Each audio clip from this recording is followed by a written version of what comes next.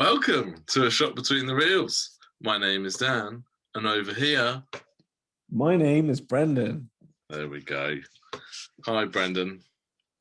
Hi, Dan. How's lockdown treating you? Lockdown is okay. It's okay at the moment. It's fine. Taking it each day as it comes, I say lockdown, but obviously things change apparently on a near daily or weekly basis. And whenever, things get uploaded to our YouTube channel, you never know, things might be different. But That's right true. now, there's a delay, isn't there? So there is a delay. I mean, at the moment, we're in a pretty solid lockdown that hasn't changed for a while. I think so. So we're probably still in that one. Future Brendan, future Dan are still sitting at home most of the time, as are our viewers probably. Yes, most likely, yeah. Unless you're from far into the future and you are allowed full freedom. And you're looking back on this and chuckling, or maybe the world is in even a worse state somehow. All that's left are the videos on YouTube. You have to watch them. Anyway, we are digressing. We are going to review Disney Pixar's latest effort. What is the name of that film, Brendan? It is Soul. And we announced this last week, didn't we? If anyone was lucky enough to stay till the end of our video, they made it to the bitter end. They were rewarded with this news. So yes, we watched Soul this week. So, Brendan, shall we do star rating? Yeah, I'm happy to do star rating. So we spoke briefly before we started this recording to say, I said how I think my feelings are probably going to go back and forth about this film a little bit. At the moment, I'm settling on a star rating because we have to give one. However, I feel this potentially could change upon a future watch. But for now, I rated Soul 4.5 stars. 4.5. Let me write this down. 4.5 from Brendan. Yeah. Okay. So I struggled. I think I told you I hadn't quite settled. And even now, I'm umming and ahhing. So I think I'm going to give Soul 3.5 stars. Wow. Okay. Quite different on this one. Interesting. Yes. I mean, it's a recommendation. Yeah. So we can at least put that out there. It's worth your time to watch it if you haven't seen it yet and you wanted to hear this rating before you got in it. Go for it. It's worth watching. Yeah, I think so. Yeah. So, Brendan, usually, sir, you do the honours of explaining the story a little bit. I do. I'm going to wish you the best of luck. So, Soul's a bit of a different Pixar film this time round. I saw a joke online that said each Pixar film is effectively what if X thing had feelings. So like, what if rats had feelings? What if feelings had feelings in Inside Out? And then this is like, what if a soul had feeling? And it's interesting. So I think basically the story is we follow a central character called Joe Gardner on Earth, and his main thing is that he wants to be a soul musician, doesn't he? So he loves jazz, basically. That's his thing. Jazz is his thing, and he's a substitute teacher, I think, who gets a proper full-time job, we find out, but then it's not where his heart is. His heart is in performing live. That's what he loves. He says he was born to play piano, and so we have this whole thing. He gets this gig. He's really excited. And just at the point where he's kind of traveling back and saying, I got the gig, he then falls into a manhole and doesn't die, but is in suspended life, right? That's kind of the case. He's on life support. He's in the in-between. And he's taken into kind of what essentially will be moving towards the afterlife. And then wacky hijinks ensue where he's trying to get back to his body, get back to what he believes is right. And meanwhile, on his journey, he is trying to help another soul that hasn't been born yet into the world. And it's just that story about discovering life, I guess. Yeah. Yeah. So where do we start with this film? I think this what's interesting about this one is that I think there are 5-star elements. Yep. And moments. Yep. Which are breathtaking and just brilliant. And there are aspects, I think, probably of the story that are a bit weak, bit plot holey, in my opinion. And there are moments that I had quite a few moments where I was like, really? So we'll get into those, I'm sure. Yeah. Brendan, what did you love about this film? I mean, you gave it 4.5 stars, so there must have been quite a bit. Yeah, there's a lot I love about this film. I think it visually is completely outstanding. It's by far probably their best looking picture to date, right? Some of it looks, I mean, the shots of the city and all the things they're doing, like the lighting and sound work and all the rest of that, it's impeccable. It looks so good. And the music in the jazz club look like they've been filmed on a camera.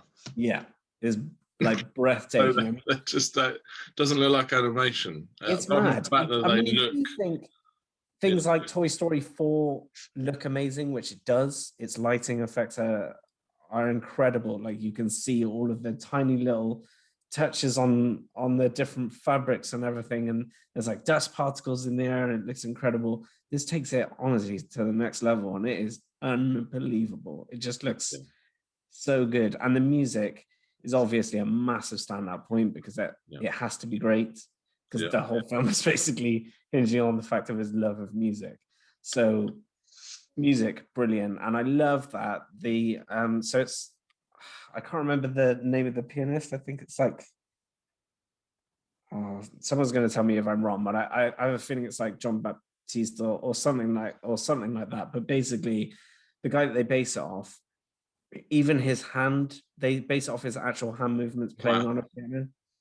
So, and speaking from, because I come from a background of animation, so I've like studied more animation, and knowing that we've come from a position of old animated films where they just had people mashing away on keys and it would never match. With this, it's like matched exactly to the notes that he's playing, which is,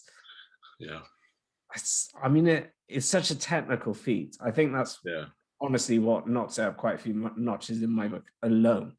But then I think it's also tackles really interesting issues, and these whole ideas of like lost souls, people that there's not much of a difference between the idea of someone that is in the zone, as they call it, which I really love that idea, like someone they're just gelling with what they're doing. So for me, it would be when I'm illustrating, I feel like I'm in a zone, and then someone becoming obsessed with it and they basically can't let it go, and then they become a lost soul like that.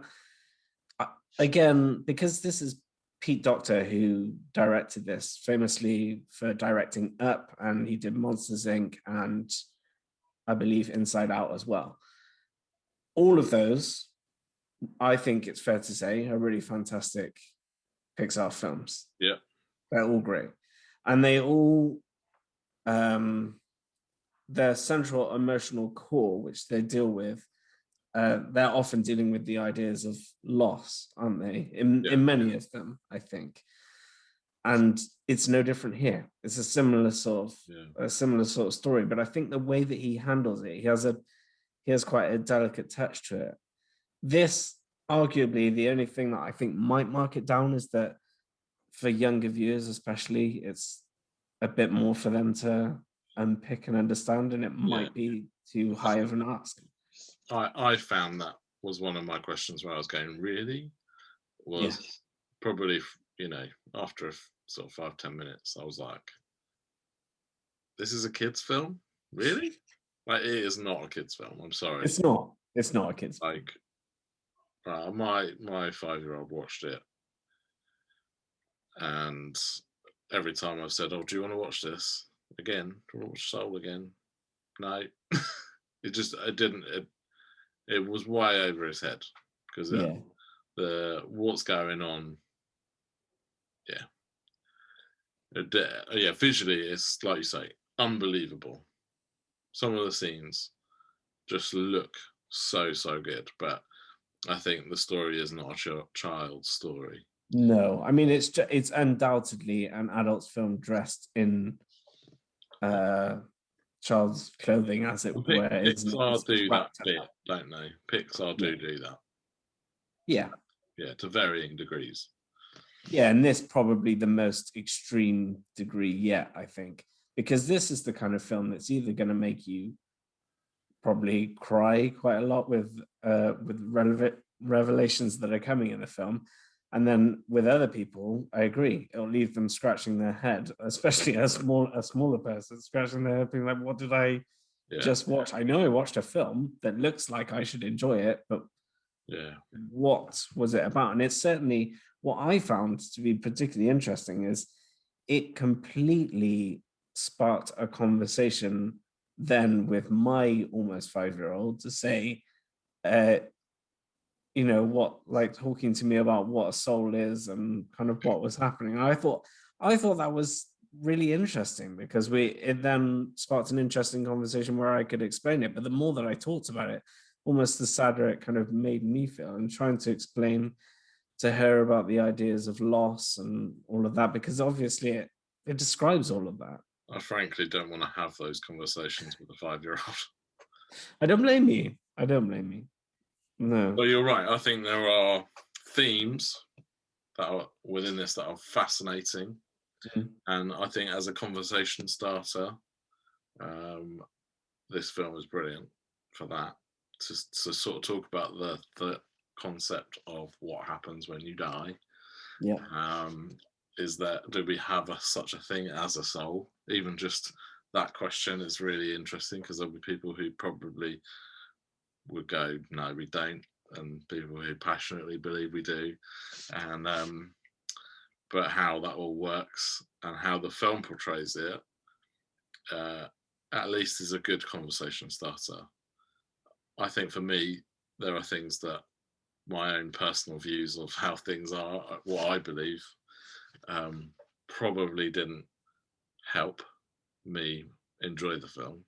Okay, interesting. Where I was like, I don't believe that's true, or believe that's possible. Do you not agree? I think it would be hard to. It's very hard to please everyone. Oh no, I'm not. Yeah, I agree with that, but I think there's an element of, actually, do I want my children watching this and thinking that this is true? So I think it would certainly involve conversations. Yeah. Next time Jonah wants to watch it, or if Ezra, when he's older, wants to watch it, we'd watch it together, I think. Yeah. And there would be conversations. And I completely. But that's great. So that is a good thing to have. Yeah.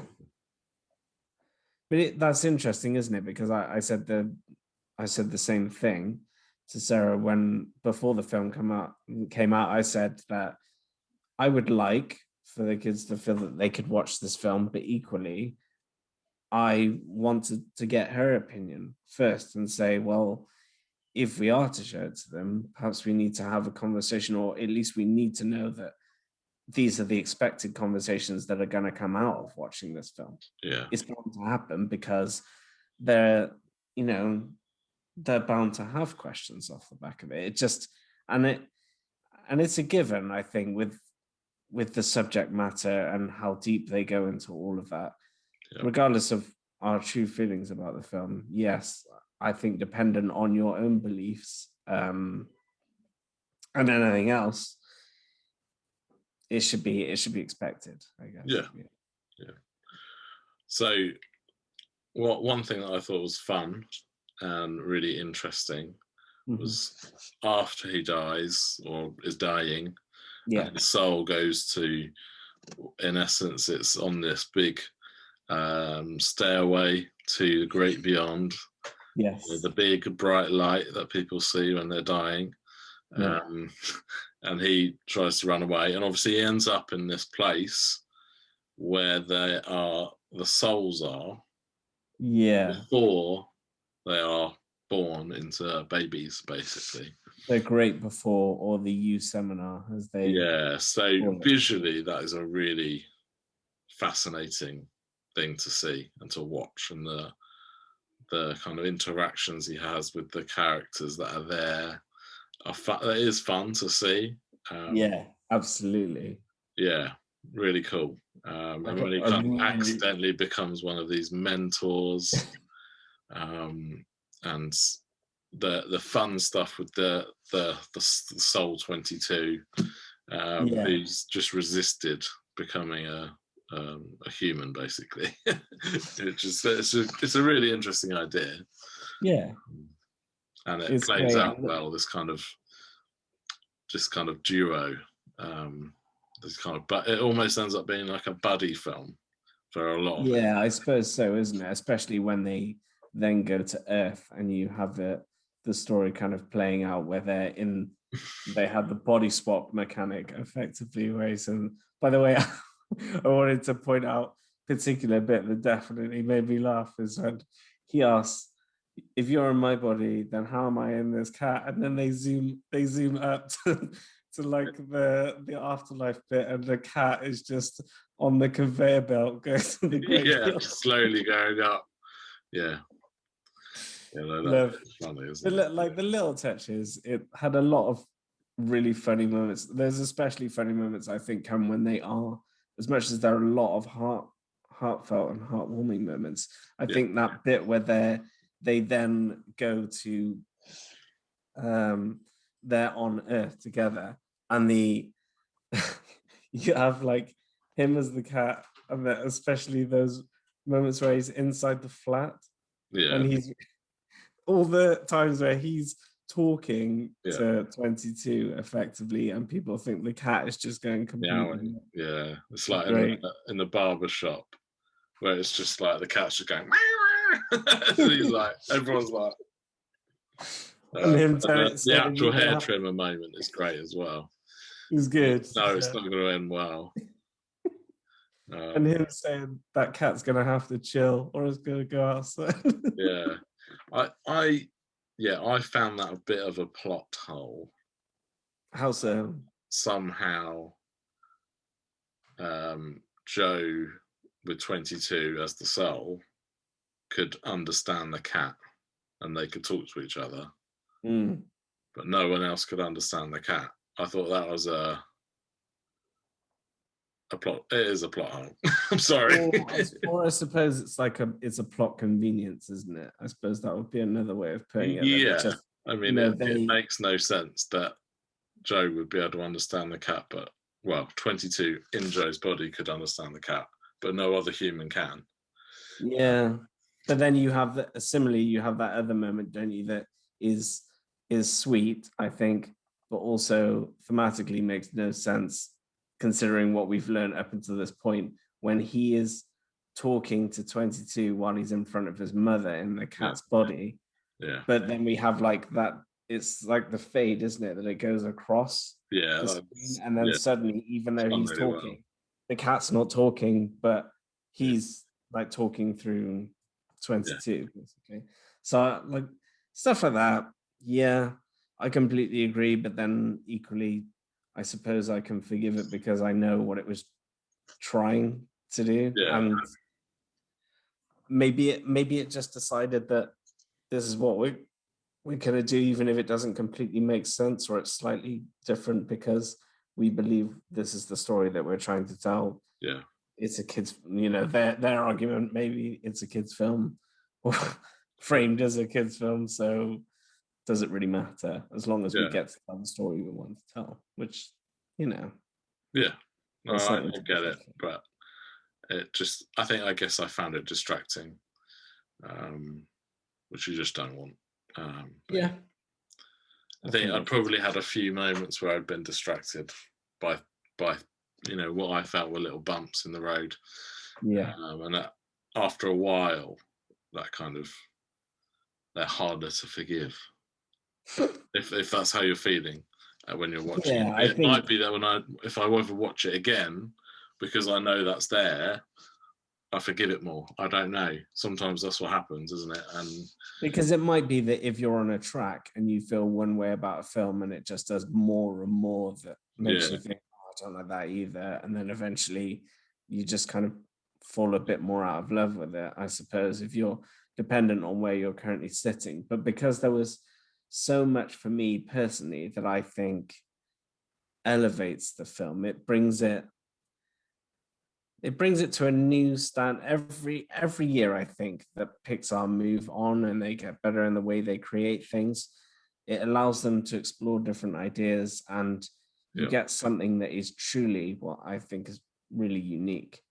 I mean, you got great performances as well, like voice performances wise. All of it is really good. You got some good comical beat moments, and like you were saying, all that stuff, the pure imagination that goes into the idea of something like The Great Before and all of the stuff on Earth, and the way that I think they quite expertly tie the different planes of existence together. It feels kind of seamless as you're moving from one to the next, and the way the idea of him then going into the zone, and he understands it enough that he can go from the zone into that realm. That was cool. I like that bit. Yeah, I love how the Jerrys and Terry, how they look is really cool. And when Terry goes to Earth and how he kind of interacts with the reality of it. Especially when he takes the wrong guy. Or it's a she, I think, actually, Terry. I'm not sure, but it is. Terry's a she. Right. I thought it was a he at first, and then it was like, oh, it's a woman that does that voice. It is. And I think it's a Terry, Lady Terry. Which is fine. But brilliant moment where that guy's just like rocking on the floor, like what's just happened to me. And and Terry says about staying away from the processed foods. And he's like in the crisp, which is brilliant, really funny. I like that character Terry particularly. That one really stood out to me as a funny one. That's kind of like he's the accountant for all the souls. When they've gone to the great beyond and keeping track of them all. I think also the idea of there's a bit where Terry's being awarded a medal. Yes. Which has been requested. I love the fact that he's put in a request to get an award for himself. It was great. It's very well done. All of that stuff was brilliant. And you've got several different actors, haven't you, that are playing the Jerrys as well. And they're great interactions, aren't they? Yes, you've got notable performances by there's at least Richard Ayoade's in there, isn't he? He's got such a distinctive voice. Yeah. One I thought was funny was the fact that Graham Norton's in it. But he doesn't do that much acting and stuff like that anymore, really. No. And it's quite a high-profile film to sort of be just kind of in. And it's interesting, isn't it? He's that random character, but he's really good at that. He's really random good. Character. He's really good. And at first you're like, I recognise that voice. And then you're like, you look up and you're like, what? If you even watch any kind of TV in Britain, obviously you're going to recognise that voice because of the Graham Norton show, and I feel like most people have seen. It's a great character, that Moonwind character. When every time you see him on the corner of the street, spitting the sign, it's funny. It is a funny character. It's very good. I have to say as well, I think Jamie Foxx is very, very good in this. I sometimes think he's a bit one-dimensional, but in this, he's very, very good. He's definitely a hit or miss actor for me a lot of the time. Yeah. But I agree. I loved him in this. I think he was great. He plays those emotionally weighted and heavy moments really well. And then he's equally so good at those comedy beats, because there's a fair amount of comedy beats that come included with it, especially those moments.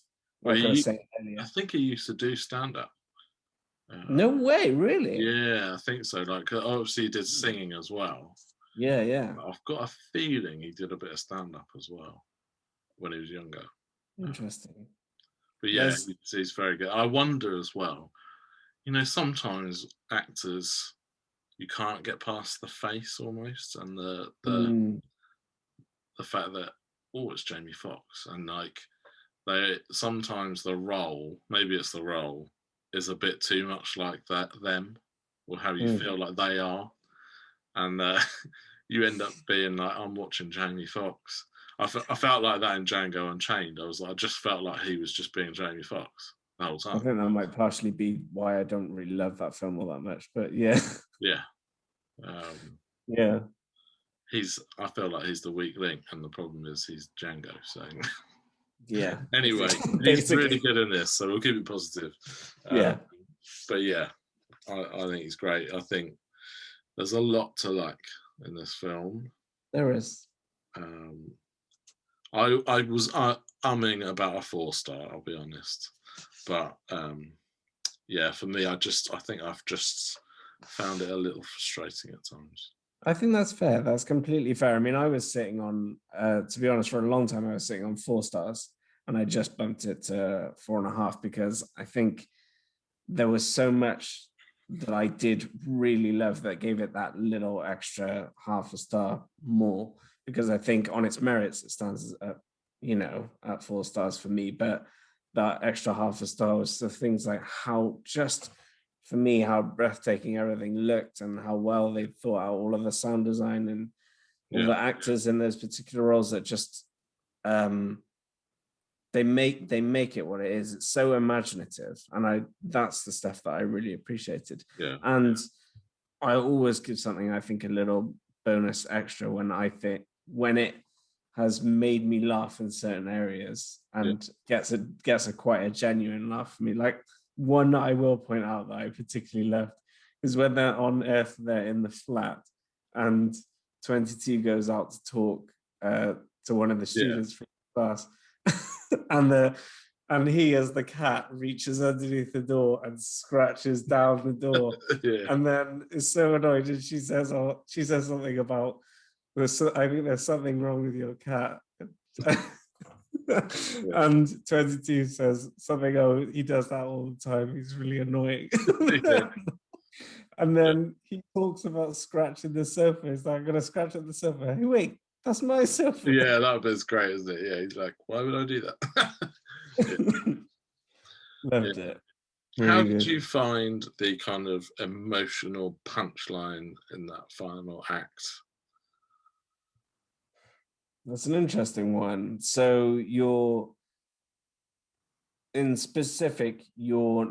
the part at the end when he goes back, confronts 22, and she's saying, oh, I'm not good enough, I'll never be good enough, and they kind of confront each other inside the massive void, as it were, I guess, the lost soul void. I think it's done really well, personally. So I really liked that he is coming to terms with effectively being the mentor that she has always needed, isn't he? And reminding her of what's important. Again, in any other film, maybe it would probably be a bit more appreciated, but in this kind of film, considering what they're touting it as, considering kind of they don't really say the age group that it's marketing, but they definitely don't market it in a way for the age group that I think it's truly for. It probably will be left on a lot of deaf ears, in my opinion. Yeah. I think. Yeah, I think for me,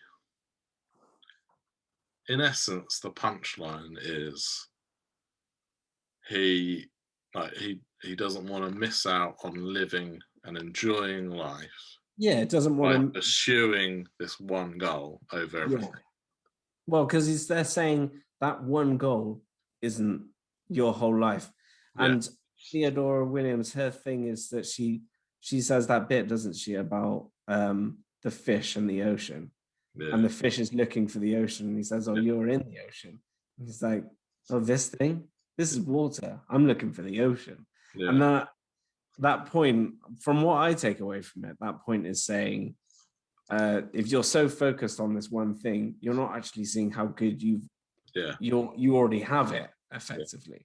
It's a bit like grass is all like it's green on the other side. Because he's already got a good life, hasn't he? He's already, and through seeing how 22 appreciates life, it actually renews his. Yeah, I just feel like that punchline, it kind of adds again to this kind of idea of, is this for kids? Because, and it's done beautifully actually. The moment when he's playing the piano, and he's got all the bits lined up that 22 had found, and he's composing this amazingly beautiful piece of music inspired by those moments of joy and wonder in the ordinary. There's no dialogue, there's no explanation, and I know I can follow it because I'm an adult. And it's beautiful, and I would say it's that moment there is probably my favorite bit of the film. Yeah, it's really well done. But again, I just don't know what age group that's going to work with and click with. And that would be my point exactly. They don't say who this is for, but I think in our heart of hearts, we kind of know who this is for. It's not, because if you compare this to a film, say like another one of Pete Docter's films, say if we go back to Up, right? Up hits with all those emotional gut punches right at the beginning of the film. And for a kid, they probably won't follow most of that. They'll see what's going on because how it kind of plays out, but they don't know. They could never understand. No, the depth. Most of us can't understand the raw emotion that would be of not being able to have children if that's what you really want. Yeah. I mean, that's hard to explain to anyone. And to put it across in a way of film, there's no question it's incredibly done. That whole opening sequence is amazing. To take you on that roller coaster journey of emotions. And however, to lose your wife after, so many years. Like, children aren't going to comprehend that. And the rest of the film is great, right? Because it's full of those, it's mostly a complete laugh. It's a real joke. It still has its emotional moments, but it plays more heavily on comedy. This film, in some ways, is like, although it's an evolution of Pete Docter's style, it's completely different. It's all over the shop in terms of where its emotional, hard-hitting moments are. Infused with comedy. It does have comedy, but not nearly as much as something like Up, I would say. It's completely different, really. And that's not to say it's any less of a film. It's just different, I guess. Yeah. It's knowing what you're going in for, I guess. Yeah.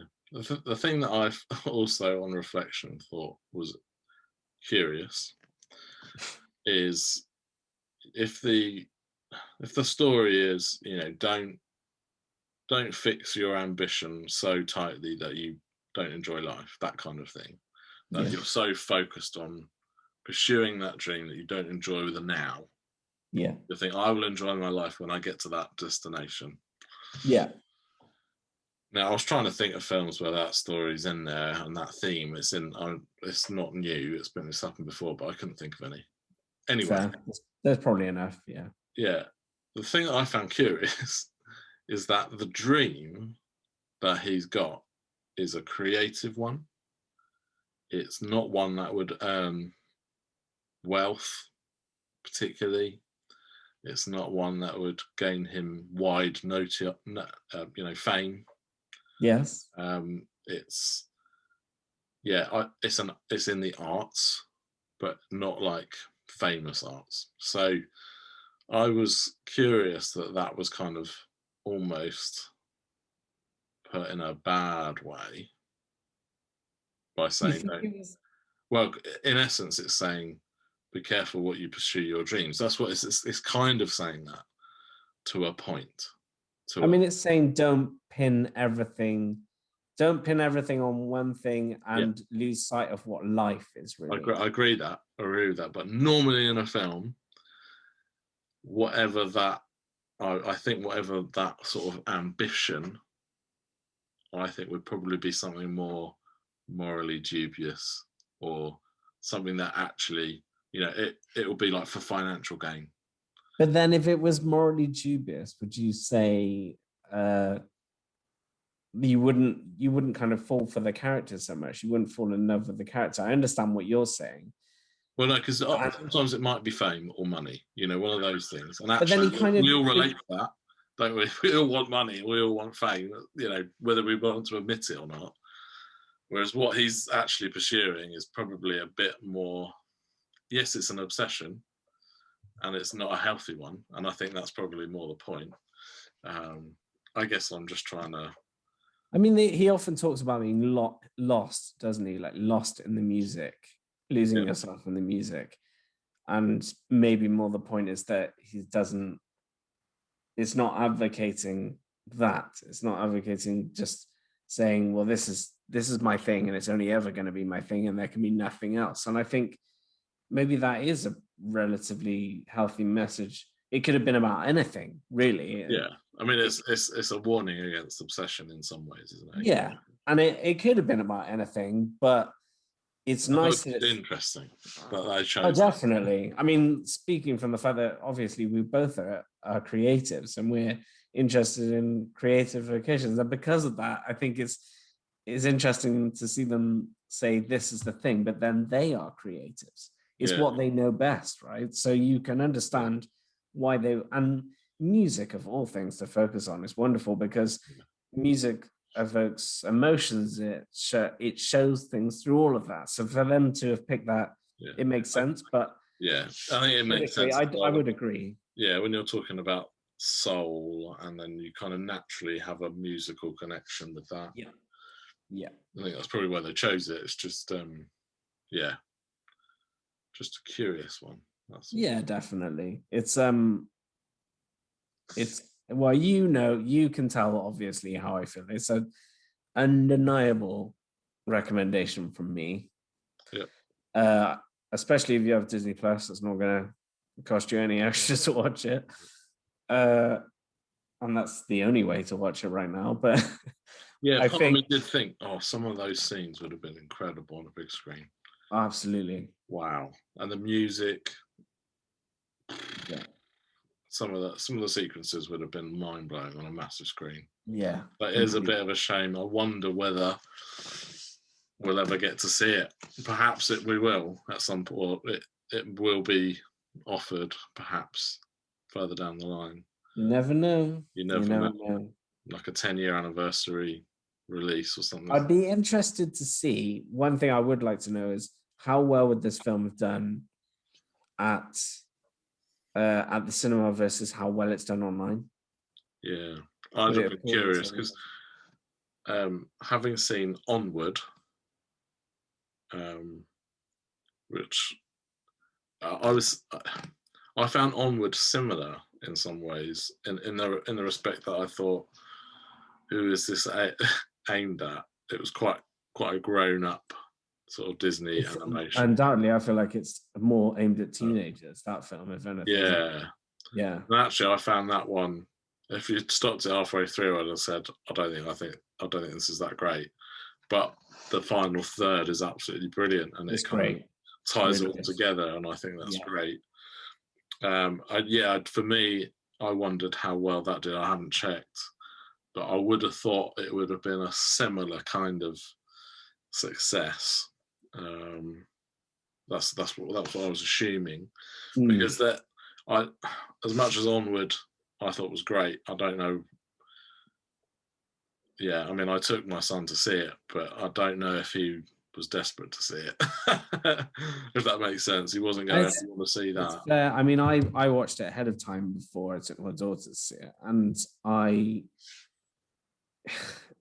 she really enjoyed it. If anything, I think my young son enjoyed it even more, but maybe because it was all like loud noises and explosions and all sorts of things, he was into that. But she definitely felt different about it from what I could tell. But it's you don't know. I agree. it feels like these films are almost made for this sort of service rather than they were made for cinematic releases. I don't they know. didn't have a choice really, but it's just interesting, isn't it? What's interesting to me as well, I think like Disney are the sort of business or company which can absorb a film not doing as well as it could have done. As long as that doesn't happen consistently, they can drop the ball occasionally, or produce something that's really, really interesting and pushing boundaries. That if it's not a massive success, I mean, purely because it's Pixar, they will get an audience. They know that. So, yeah, I wonder whether they're that worried, really deep down. Potentially, yeah. I was sitting there thinking as well. I mean, you can't escape from Disney and the fact that they make a lot of money post-film and on the fringes of film because of merchandising and the like. Yeah. And I can't imagine, what the merchandise for Soul will be like, or when, at Disneyland there's going to be a Soul ride. I don't think so. Unlikely, right? It feels more like a passion, a bit more like a passion project, really. Yeah. And that's part of what resonates with it for me, because I love the idea that someone said, this is the film I want to make. I don't really care about whether this film is going to be a huge money maker. Maybe it won't be, but I want to make it. And they thought, you know what? You've made us a lot of money already. Yeah, come do it. Let's do it. Yeah. Which is nice. It's nice. Okay, so let's go and see it. I think it's probably one that we'll watch again as well. I think so. There's a lot of interesting things in this film, lots of great things. So yeah. Yeah, and if one. There are thoughts that you have on it or things that you want to ask our opinion on, you can write them and we will definitely read them. So. Yeah, and we will respond. We will. So, Brendan, it's been a pleasure. Yeah, as always, Dan. Always. And I like the new camera angle. I'm doing it. Nice and close. I feel like I need to change mine now, so it's more. Beautiful. Yeah. Cool. Well, everybody, thank you for watching. As always, we'll be back next week with some more frank discussions about a movie. So, Brendan, it's good night again. See you later. Sayonara. That's what it is. Bye, everybody. Bye.